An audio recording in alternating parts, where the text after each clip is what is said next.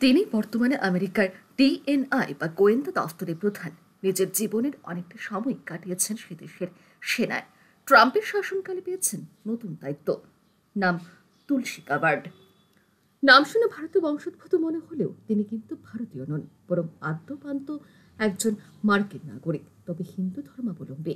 আর এবার সে মার্কিন হিন্দু গোয়েন্দা প্রধানের মুখে উঠে এলো বাংলাদেশের হিন্দুদের কথা।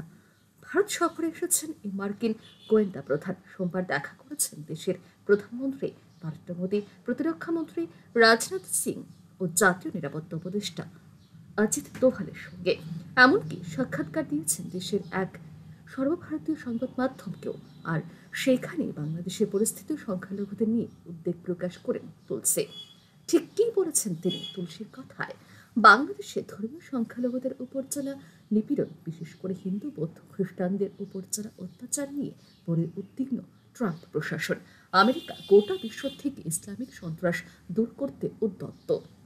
উল্লেখ্য, পদ্মা পাড়ের দেশ নিয়ে মার্কিন গোয়েন্দা প্রধানের এমন মন্তব্য ক্ষিপ্ত ইউনূস সরকার। তুলসী সাক্ষাৎকারে পরে একটি বিবৃতি জারি করে তারা তুলসীর করা অভিযোগকেও বাংলাদেশের ভাবমূর্তিতে আঘাত ও বিভ্রান্তিকর বলে দাবি করে ইউনূস প্রশাসন। এমনকি সেই বিবৃতিতে বাংলাদেশের তদারকি সরকারের দাবি, এটা ঠিকই বিগত কয়েক বছর ধরে নানাভাবে চরমপন্থীদের আক্রান্ত হয়েছে বাংলাদেশ, কিন্তু আমরা এটাও মনে করিয়ে দিতে চাই সেই চরমপন্থী সন্ত্রাসবাদের সঙ্গেও লড়তে আমরা উদ্যত হই। আমেরিকা থেকে সাহায্য নিয়েছি, বাংলাদেশকে নিয়ে এমন মন্তব্য অন্যায় ও অতিরঞ্জিত। ব্যুরো রিপোর্ট, আর ই নিউজ।